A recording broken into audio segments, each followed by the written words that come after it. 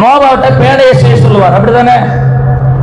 பேழையை செய்ய சொல்லும் பொழுது நீங்க பேழைக்குள்ள என்ன நீங்க வணங்கணும்னா என்ன பார்த்து அப்படி வரைஞ்சிரு நோவா, என்ன ஒரு கல்லை பார்த்து செதுக்கி என்ன மாதிரியே செதுக்கி உள்ள வச்சு வணங்கிற நோவான்னு சொல்லி இருக்கலாம், அப்படித்தானே? இல்லைன்னா மோசேட்ட ஆண்டவர் சொல்லி இருக்கலாம், 40 நாள் சீனாய் மலையில 10 கட்டளைகளை வாங்க போறாரு.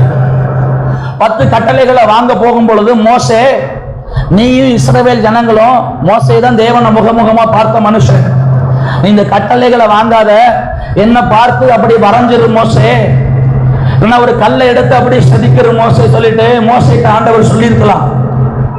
ஏன் ஆண்டவர் சொல்லலனா, நோவாட்டையும் ஏன் ஆண்டவர் சொல்லலாம், அவ்வளவு பெரிய பேழையை செய்ய சேர்ந்த நோவாவுக்கு ஆண்டவரை பார்த்து அப்படியே வரைகிறது ஈஸி, அப்படிதானே? ஒருவேளை நோவாவும் மோசையும் ஆண்டவரை பார்த்து அப்படி வரைஞ்சிருந்தாலோ, ஒரு சிலையையோ மரத்திலேயோ ஆண்டவரை பார்த்து அப்படி செஞ்சிருந்தாலோ, நோவாவுக்கு அடுத்து வருகிற ஜெனரேஷன் ஆண்டவருக்கு கண்ணு அழிஞ்சிரு சொல்லி கண்ணு வரைவான்,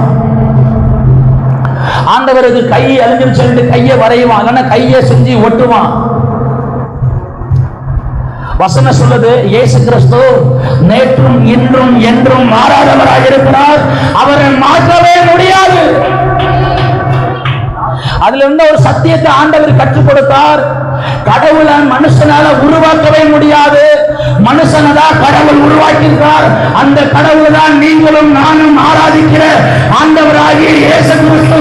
இதை சொல்லும் பொழுதே கையை தட்டி கர்த்தரை மகிமைப்படுத்தும்.